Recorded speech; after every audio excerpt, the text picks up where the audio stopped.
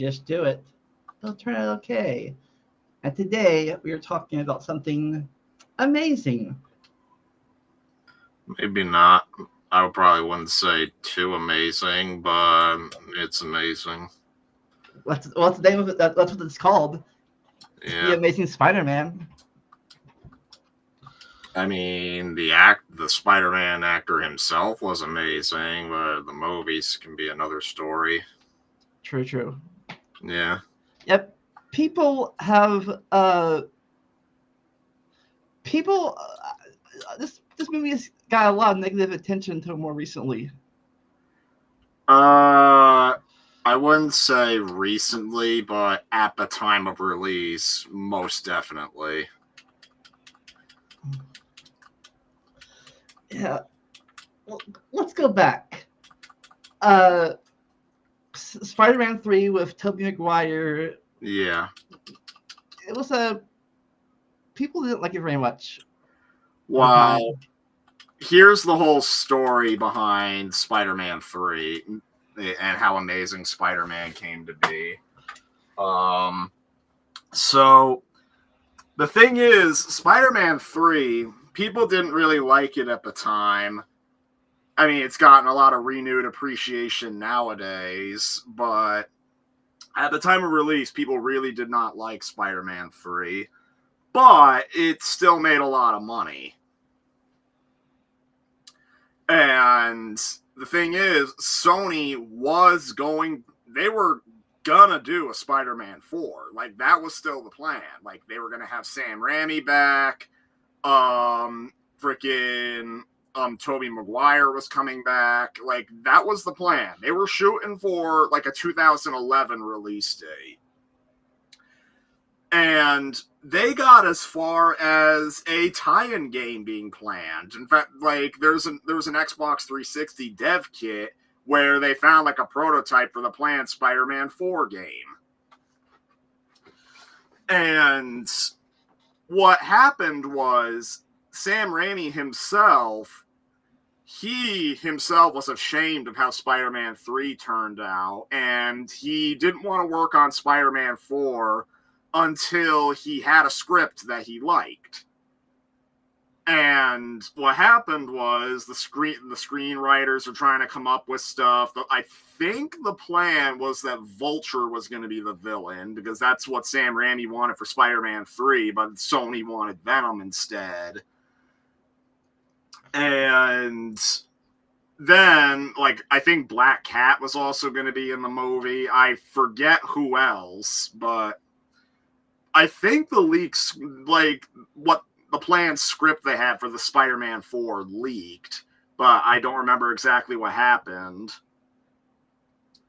Then, ultimately, the screenwriters kept doing rewrite after rewrite, and Sam Raimi just was not satisfied with any of it. And Sony, they were banking on Sam Raimi getting his act together by the time of their planned 2011 release date, and he kind of just threw in the towel and said, no, I can't do this in the deadline you're giving me. And that was the end of the Tobey Maguire movies. Enter Andrew Garfield. Yeah. Now, what was your experience watching you watched them when they first came out? The two movies? I did. Yeah, I did. It was only the first two Tobey Maguire movies I did not see in theaters. I saw Spider-Man 3 in theaters. So I saw both the Andrew Garfield movies in theaters. I unfortunately did not see them in theaters because at the time I was Spider-Man burnt out because of 3. No, I was fine with it. So, I saw the original Amazing Spider-Man over the summer. Like, I went to a movie theater at a mall that was like 45 minutes away from where my summer house was. I remember I wanted to go with a friend to see it, but I mean, that's going to be an entire story to tell. But let's just say that friend of mine I wanted to go with is not somebody I'm friends with anymore. And not anyone you're thinking of. I'm just letting you know because this was a long time ago. Um, but I just the big movie theater experience I remember. This was my wake up call to where I always needed to bring a cell phone with me. And the reason for that is because when I first got a cell phone, like it was like one of those old flip phones. Like this was back when iPhones were still like brand new and it was like really expensive to get one. Yeah. So I didn't have one. I just had like one of those flip phones and I did not really care for it at all. Like on purpose, I would just leave it at home because I didn't want to be on it. And that's what I did the day I went to go see Amazing Spider-Man. I wanted to see the movie by myself. I was just kind of embarrassed having my dad go with me. And my dad wanted to do some shopping at Dick's Sporting Goods with my sister. So he left me some money. And he's like, how much do you think you're going to need? I was like, oh, I think I need this much. And I take the money, and I guess commentary on movie theater prices, I guess. But turned out I underestimated how much money I was going to need. I had enough for the ticket, but I didn't have enough for both a popcorn and a soda. I only had enough for one or the other.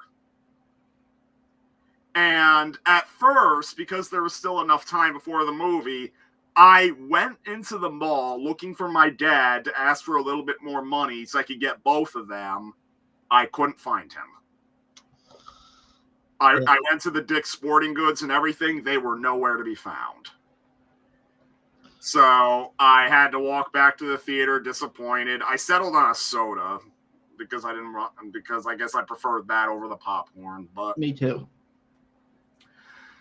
I mean, look at the title of the podcast, but yeah, so when I saw The Amazing Spider-Man 1, I liked it enough. Like, it felt like they were going for, like, a bit more of a serious take on it, I guess you could say. Like, a more mature take than maybe what the Tobey Maguire movies did. Because the Tobey Maguire movies, I mean, they had some deep themes, but they were ultimately kind of silly movies. Oh, off topic real fast. I actually went to the movies Wednesday, and I have some leftovers. Okay. You were at the movie theater Wednesday?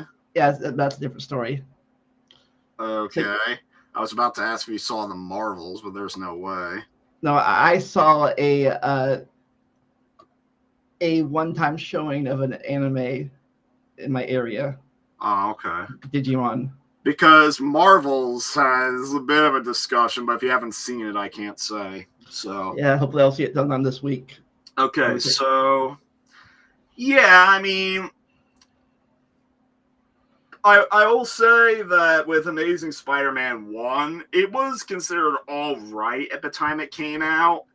Like, I mean, easily the most praised aspect was Andrew Garfield himself as Spider-Man, as well as the relationship he has with Emma Stone's Gwen Stacy. Yeah, that's another thing is they did the Gwen Stacy romance instead of the MJ romance in this one. Because I guess the dust had settled enough from the infamous killing of Gwen Stacy in the comics.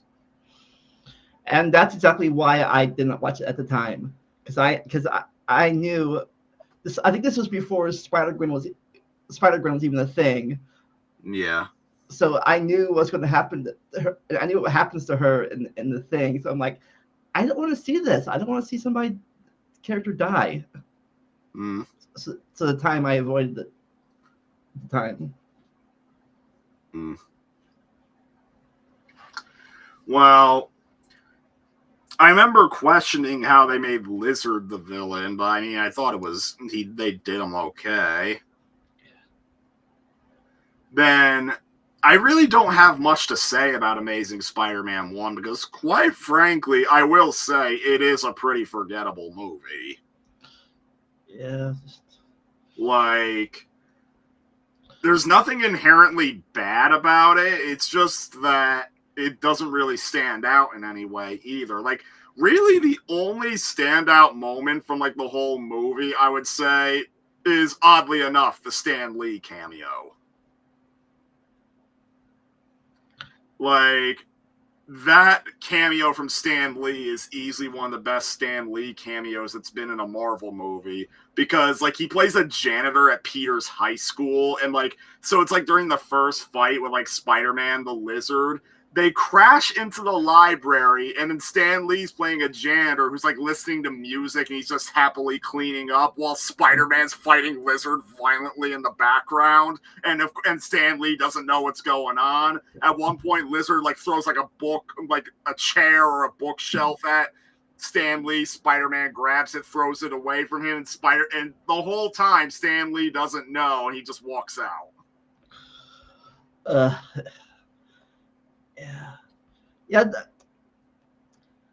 Yeah. Uncle, this movie, Uncle Ben was played by a very famous actor. He was played by Martin Sheen. I don't know much about Martin Sheen's work other than I think he was in Apocalypse Now, which is not a movie I've seen in a while, so I can't really speak on it. Yeah, I just watched it. I watched it again earlier today, and they did a different take on the great power responsibility line. Yeah. It's like I don't know if it was like to be more complicated or something or what. It was just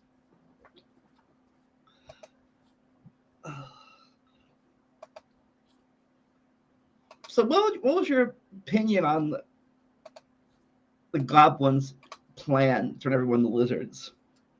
You mean Lizard's plan? Standard. Like, it's just kind of a standard motivation. Mainly the big thing that comes out of it is how Captain Stacy, played by Dennis Leary, gets killed, and how he doesn't want Gwen, and his dying wish is for Peter to stay away from Gwen because he doesn't want Gwen to be subjected to like his life as Spider-Man. Which doesn't last because they get back together in Amazing Spider-Man 2.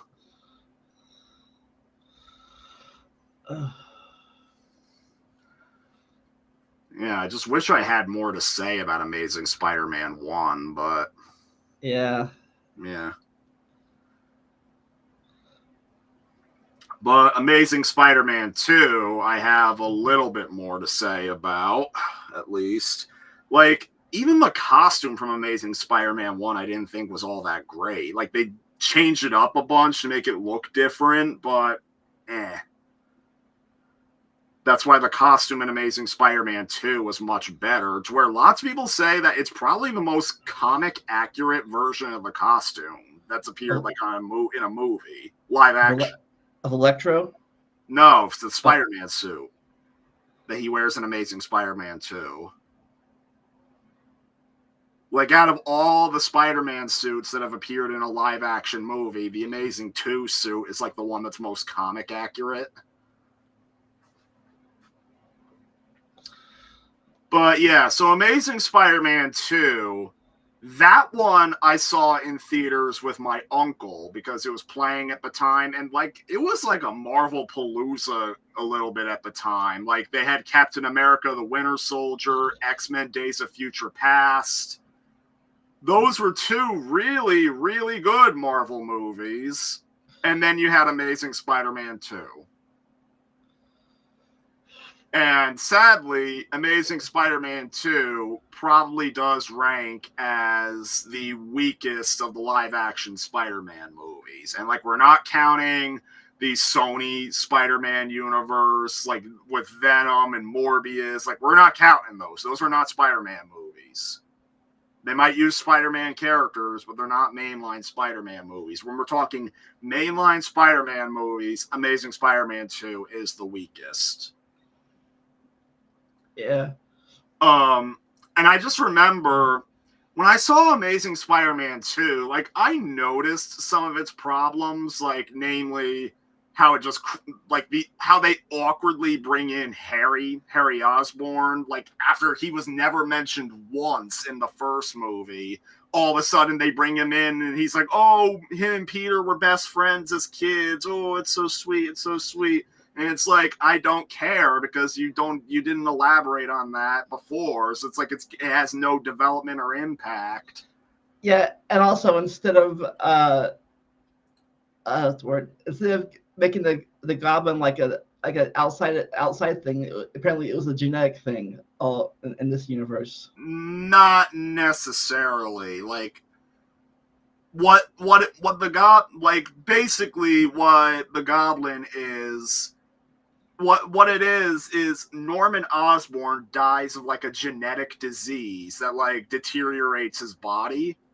And the plot of it is that Harry inherited the same disease from his dad. And it's very interesting because the Insomniac Spider-Man games, they do this very, very similar plot line where Harry inherits a family genetic disease.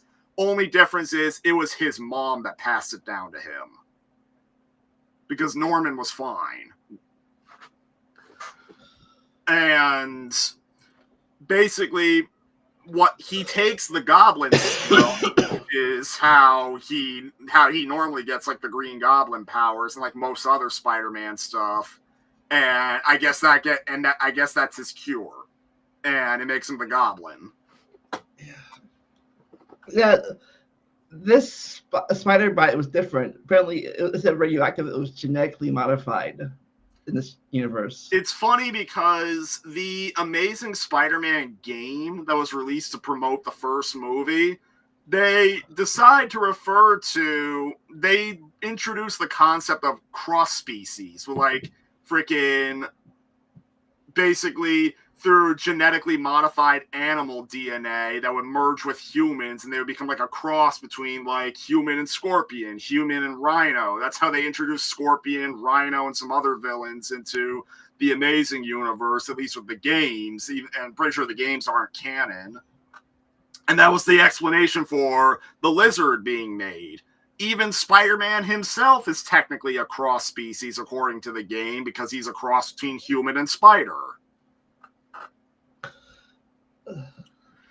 But yeah, so I mean the games are an entirely different story, but I will say one little note about the games though. Amazing Spider-Man 2's game is notable for being the final Marvel game in a long line of Marvel games published by Activision. Hmm? Because after that, Activision didn't make new original Marvel games anymore. So, like, it was like the end of an era. But, so, back to Amazing Spider-Man 2, another big problem with the movie is that it just crammed way too much plot into one movie. Like, and see, the big thing about Amazing Spider-Man 2 is that Sony really, really, really wanted to jump on the cinematic universe train. Because, you know, the Marvel Cinematic Universe was taking off big time. Like, the first Avengers came out the same year as Amazing Spider-Man 1. So, of course, Sony wanted to jump on that train. And just like what DC was trying to do with Batman v Superman 2 years after Amazing Spider-Man 2. And, yeah, so they were just cramming in so much lore tidbits, characters, and So they wanted to do. Sorry. So they made the same mistake that Spider-Man 3 did. Tobey Maguire. Too much in one movie. Well, with Spider-Man 3, the only thing that was too much was maybe too much villains. Like Sandman, Harry Osborn, Green Goblin, and Venom. And Amazing Spider-Man 2 has Green Goblin, Electro, and technically Rhino, but it's just a cameo at the end to set up a Sinister Six spin-off they wanted to do, because that's what they do at the end. So, yeah, they just crammed way too much in. They also hint at Black Cat because Felicia Hardy's in the movie as like Harry Osborn's assistant. Oh yeah. There's also the stuff with Peter's parents, like their entire backstory. There actually was a deleted scene where Peter's dad actually is revealed to be alive, and he comes to see him as he's standing at Gwen's grave. And it is a pretty emotional scene, but it was cut from the movie because I guess it undermined like Gwen's passing. Yeah, probably the same reason why they cut out the scenes of Shaina Woodley as MJ. Yeah, they were going to have Mary Jane in the movie, but they cut them because again they felt there needed to be more impact to Gwen's death. But the sad thing is, the scenes they filmed with her, with Mary Jane, they haven't been released at all. Like, the most we have is some behind-the-scenes footage of them filming her scenes, but they never release the scenes themselves, which is really damn unfortunate. And my understanding is, I think the reason why they did that was because they wanted to save Mary Jane. Like, I guess they wanted to save Mary Jane for a third Amazing Spider-Man movie. Oh, and I don't know. But, yeah. I will say about Amazing Spider-Man 2, for what it's worth, they do handle the Gwen death scene pretty well. Yeah. Like, they do, like, it's appropriately tragic. Like, even when I saw it in theaters, I just remembered kind of going silent from it.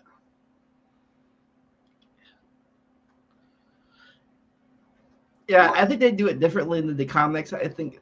Yeah, it is different in the comics. Like, if you remember Spider-Man the animated series, like, you know, they have a fight on the bridge, and then Mary Jane falls into the portal, like, out of the dimension. Yeah. Basically, replace all of that with kind of sort of what happens in Amazing Spider-Man 2, where the Green Goblin drops her off the bridge. Spider-Man shoots a web to save her, but then the whiplash from the web ends up breaking her neck because he kind of grabbed her by the web improperly. Because physics. Yeah. Though the difference with Amazing Spider-Man 2's version is they kind of do the whiplash thing, except this time her head is shown visibly hitting the ground. Yeah, more concussion and less neck breaking thing. Yeah. But yeah, like, I guess some other, like, I mean, I barely discussed Electro. I'll say Electro's scene in Times Square is actually pretty solid too. Like, they do actually depict his anxiety, like, over the situation really well, and like the song that plays with it's also really good. Yeah, a famous actor, Jamie Foxx. Yeah, aka the one villain actor they didn't have to de-age for No Way Home. I mean, that said, he wasn't blue in No Way Home except for his introduction. So, but yeah, and yeah, so Electro's scene in Times Square is actually another solid action scene, and like just the way they handle it. And I mean, Electro himself could have used maybe a little bit more development as a character, and quite frankly, he gets that development when he comes back in No Way Home, but they handled him decently. So what was with the electricity fixing your teeth thing? That was probably just a little silly thing they threw in. Yeah. Yeah, they did mention this in the thing where, yeah, it's in some comics or cartoons, and this one too, they say Peter's parents are like spies or something like that. But same thing here almost. Yeah, that's what they did. They were like, they're on the run. It's kind of sort of what they did in the Ultimate comics, because at least when I know of the Ultimate Spider-Man PS2 game, that's kind of what they were. Like they were scientists. So anyway,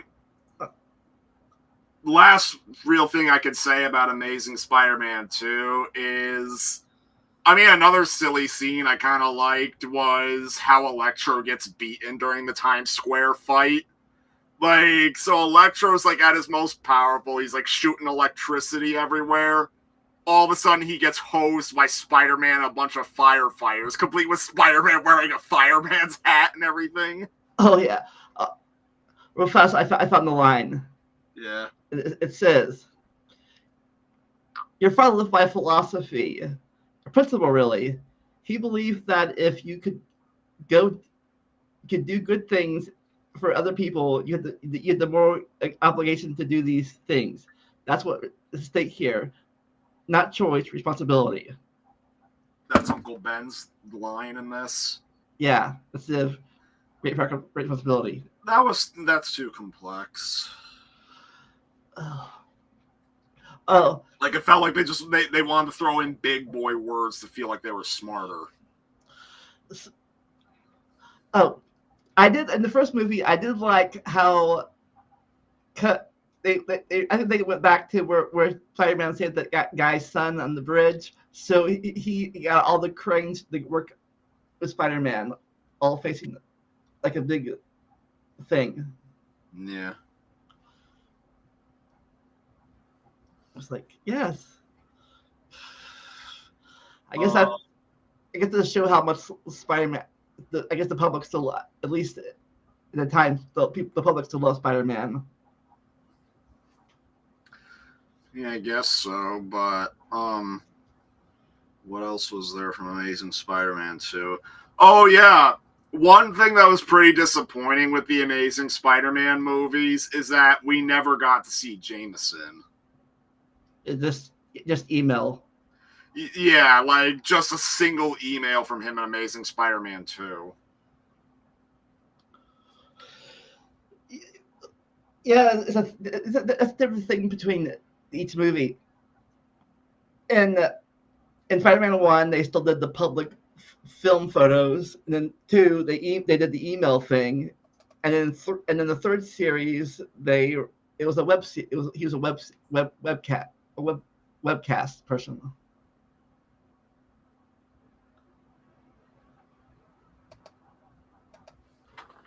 It updates each movie series. So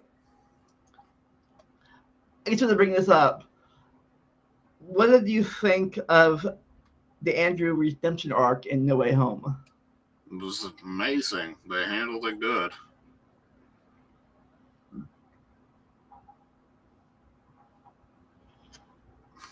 Not much to say on that. I mean, we did discuss it. Yeah, I thought we might. I thought we just talk a little bit because it's they're connected now. Well, yeah, I mean, we talked about it during like the MCU Spider-Man trilogy, like a while ago. But yeah, they handled Andrew pretty amazingly in No Way Home. Like they did very well showing his regret over not being able to save Gwen, how it took a toll on him mentally. And he gets his redemption when he's forced to save MJ, Tom's version of Gwen.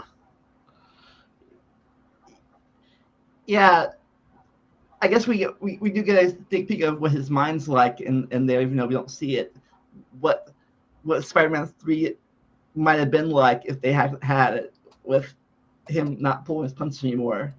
Yeah, that was like a little subtle detail that shows how much his mental state's been affected by his regret over not being able to save her.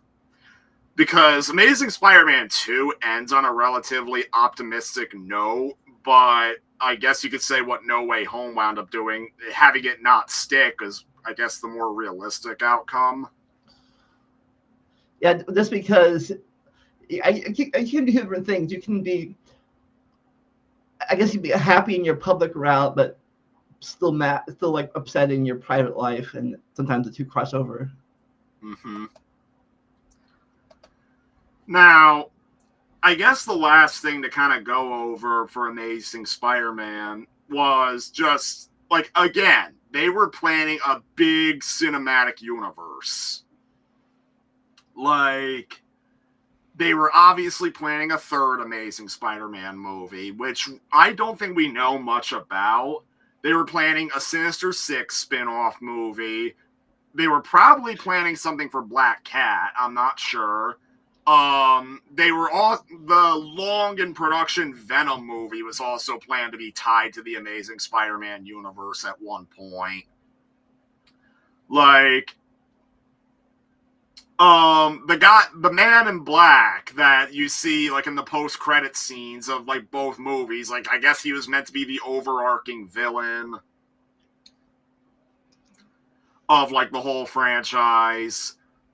But yeah, so Amazing Spider-Man 2 got the lowest critical reception of all the live-action Spider-Man movies, and it also made the lowest amount of money. It was still a big success, but it still made the least amount of money out of every Spider-Man movie. At least I think so. And is that why the next movie they decide to team up with Disney, Marvel? Not necessarily. Like, I think Eric mentioned this in like a previous episode. For a little bit, they were, I think it may have had something to do with it, but for a little bit, they were still planning to go trucking on through for Amazing Spider-Man 3. But what happened was Andrew Garfield, like, I forget explicitly what happened. Andrew Garfield was supposed to show up to something related to the head of Sony. And like, I don't know if it was like an executive, I don't think it was an executive's birthday or something. No, I think it was like an advertising campaign, something like that. Like, maybe I can check it right here.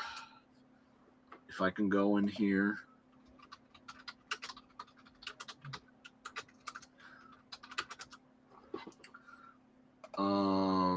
If I can.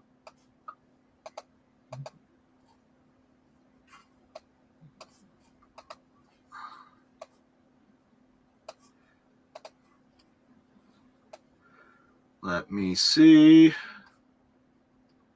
I know it's going to be here.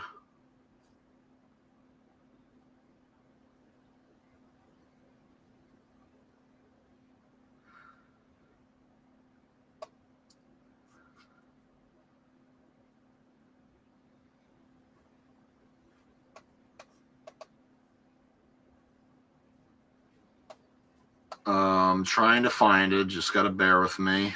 Okay.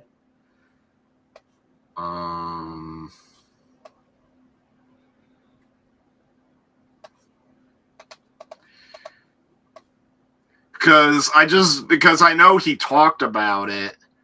It's that I can't quite remember.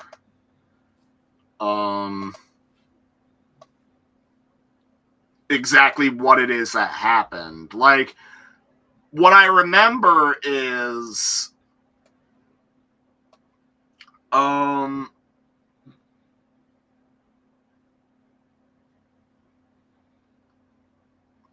okay, so what happened was at one point they did consider just simply crossing the Amazing Spider-Man continuity into the Marvel Cinematic Universe. Like, either they were going to truck on through with Amazing Spider-Man anyway, or they were going to work in the Amazing Spider-Man movies into the MCU. So basically, what I thought that, because I remember I vividly remember when they were revealing that they were recasting Spider-Man again for the purpose of putting him in the MCU, and I was just like, why didn't they just work into Andrew Garfield stuff? Like, it could have worked. What happened was, either Andrew Garfield was supposed to go to an event promoting the movie,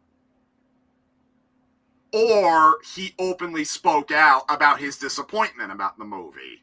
Like, it was one of those two things. I wasted time kind of figuring out which one was which. But basically, what happened was Andrew Garfield either didn't show up to a marketing event, or he openly spoke out against the movie. This pissed off the head of Sony at the time. Like, he did not like that one little bit. So because of that, he's like, yeah, I don't want Garfield in the role anymore. So that's why they got rid of Andrew Garfield, and that's why they rebooted Spider-Man completely for the MCU, and they got Tom Holland. Yeah, I think he was the youngest of the Spider-Man actors. Yeah, he's as old as I am, actually. Like, same year, I think. It's funny because I believe Andrew Garfield was the oldest for the Spider-Man actors, because I think Tobey Maguire, I'm pretty sure, was in his early to mid-20s when he started playing Spider-Man. Andrew Garfield was like in his late 20s when he started, maybe even early 30s. Probably late 20s, but yeah. Yeah. So what do you think of his portrayal of Peter Parker? I mean, it's pretty good. I mean, he does the emotional bits really well, and he also plays the awkward bits really well, too. Yeah, I've noticed they still go the same.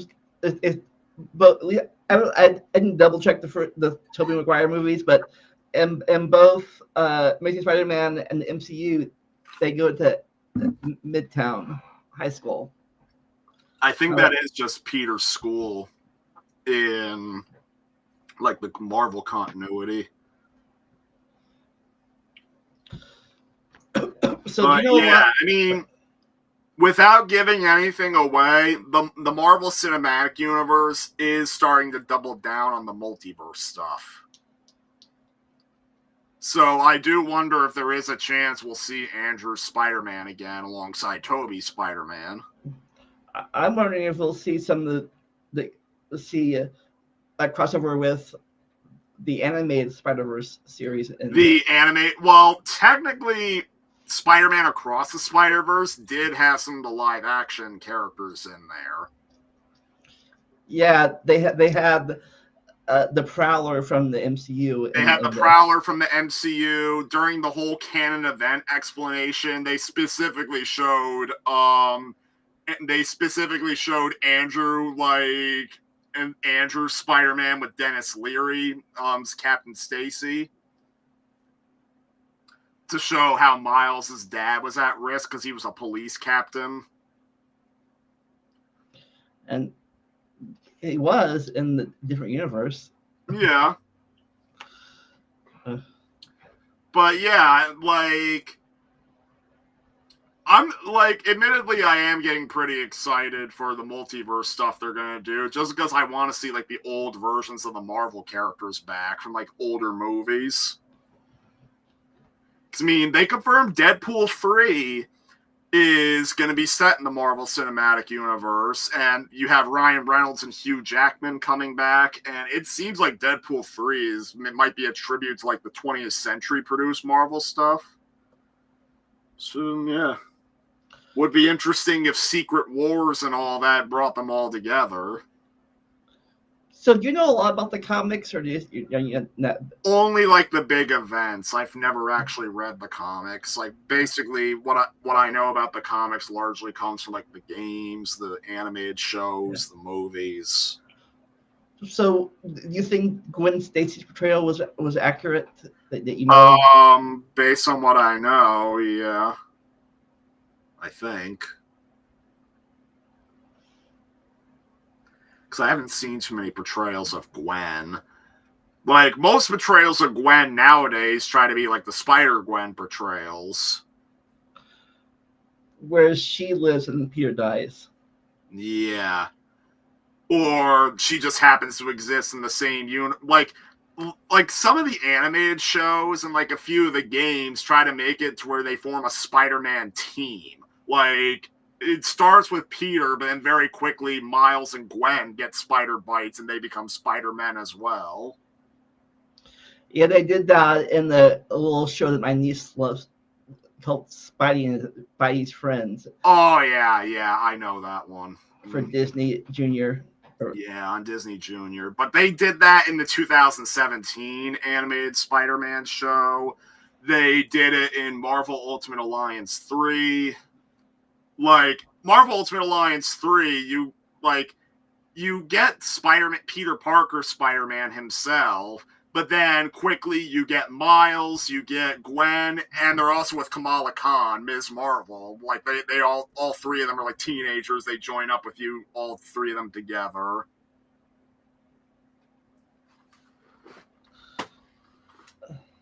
So, we talked about this before, but why do you think in Spider-Man 3 and Amazing Spider-Man 2, all this extra stuff didn't work, but it worked in No Way Home? Well, the reason it worked in No Way Home is just because it was still pre-established stuff. Like, it wasn't stuff they were pulling out of nowhere. Like, they may not necessarily put enough time or focus on, like, Electro or maybe even Sandman, but they had enough focus in their respective movies to where they were able to properly develop them for No Way Home, particularly in Electro's case. It also probably helps that they were the only villains from their respective movies to come in. Like, they didn't bring Venom. They didn't bring the Green Goblin from Amazing 2. They didn't bring Rhino. They didn't bring either Harry Osborn Green Goblin. They just simply mentioned... Toby mentions his Harry Osborn, and he also mentions Venom. Yeah, I think they both mentioned... maybe they both did, or one of them did that my best friend tried to kill me. That was only Toby. Like, Andrew's Harry Osborn never gets directly mentioned, but what he did is pretty central, which was killing Gwen. Yeah, I think that was I don't know, that might just like overshadow stuff. If his girlfriend's killer was front and center, along with Aunt May's killer, both Green Goblin killers were front and center. Yeah, I mean, when it's Willem Dafoe's Green Goblin that almost kills Tom Holland's MJ, that's why Andrew's Spider-Man had to intervene, because he knew exactly where it was going to go, and he didn't want Tom to go through that. I said that he learned from his mistakes. Yeah. So overall, what do you like these movies better now, or the same as you did back then? I mean, I appreciate them a little bit more for their stronger elements, and plus how they ultimately helped No Way Home. But I still have to concede that they are the weakest of like the live action Spider-Man movies. Like, I would much sooner revisit the Tobey Maguire trilogy and the MCU movies than I would Amazing Spider-Man.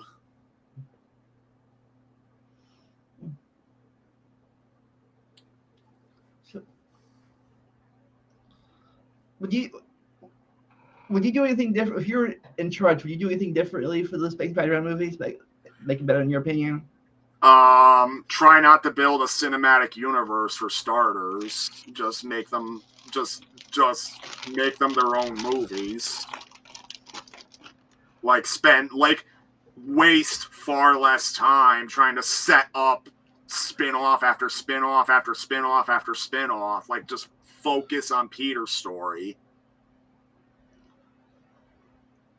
I think that's for some reason, I think that's a lot of people's complaint with the MCU Spider-Man. Actually, he's too involved with people, which I guess is a good thing. That No Way Home kind of has everybody forget who Peter is, so that he is forced to become more independent.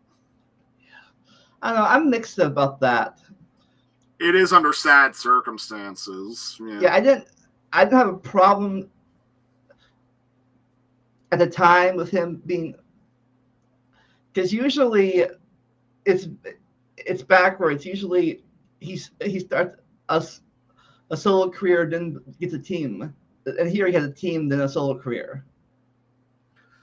I don't know. I guess because the MCU was like in full drive towards the Thanos story, I guess they just wanted to have him there instead of separate.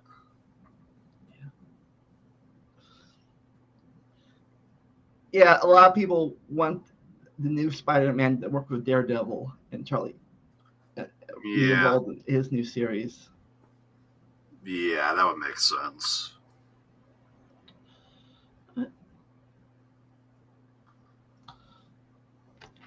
So, any movies coming up? Do you want to see? Well, I saw the Marvels yesterday, and let's just say there was one scene that made me very, very excited. I'm not going to say what it is. I will keep that in mind when I go see it, hopefully later. Yeah. Do you stay for the post-credit scenes? Yeah. Good. Always. Yeah. First, tell you my story. I told you Wednesday I saw the anime movie. Yeah. Well, my phone died. Yeah. And there's no place around to charge my phone. Every restaurant in the area lobby was closed. Yeah. The buses in my area don't take money anymore. They just scan an app on your phone. Jeez. So without a phone, I couldn't scan the app. Without a phone, I couldn't call anybody. So I had to walk home an hour and a half from movie theaters to my house. Yeah. That happened with me when I went to a movie theater once. I went to go see a movie called Black Mass, which is like a true story movie. True story crime movie. And the phone was at 40% battery when I got there. And this was at a time I didn't use the phone or anything during the movie.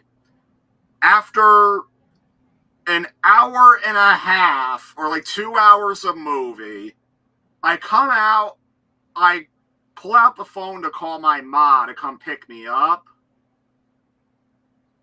The phone went from 40% to dead for no reason. Oh, yeah. For no reason at all, the phone went from 40% to dead. And I could have asked like somebody in the theater lobby for like a phone to use, but I didn't want to. So I just walked home. Thankfully, I don't live an hour and a half from home. Freaking the movie theater is like a half hour's worth of walk away. Yeah, the walk home would have been that bad. Well, like I said, my phone was dead, so I can listen to music and all. So it was two. It was 10 p.m. at night, so it was dark. Yeah. And half of the road to my house goes through woods. Yeah. No lights, except for the occasional car light go through the area. Yeah.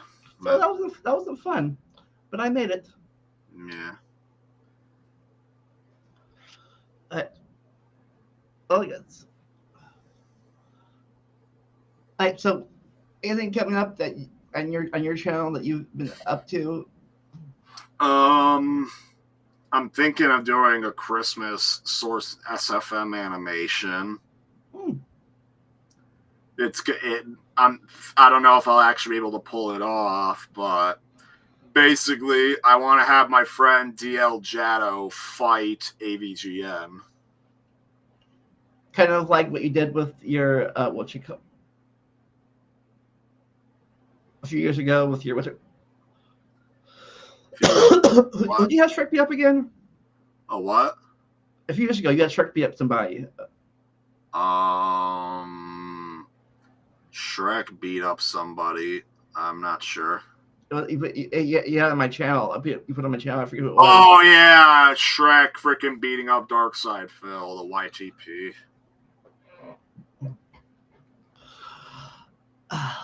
Well, for me, next week I am continuing the spider train, but we're going from fictional to reality as I look at the real spiders and how they live in our natural world, and probably why you can't give powers from a real spider. Yeah, I'd be scared of that. You ever been bit by a spider? What? You ever been bit by a spider? I've never been bit by a spider, but I'm afraid of bugs.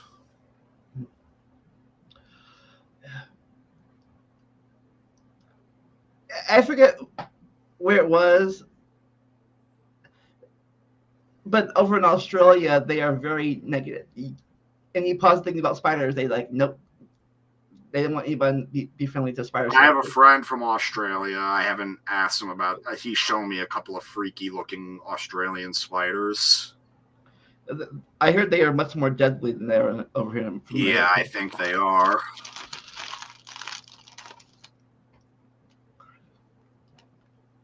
But I guess we talked all we want to talk about. Oh no.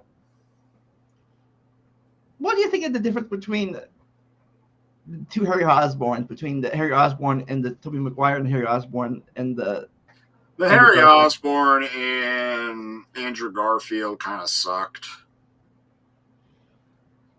Largely because they didn't give them enough proper development. Straight from villain, friend to villain in like 2 seconds.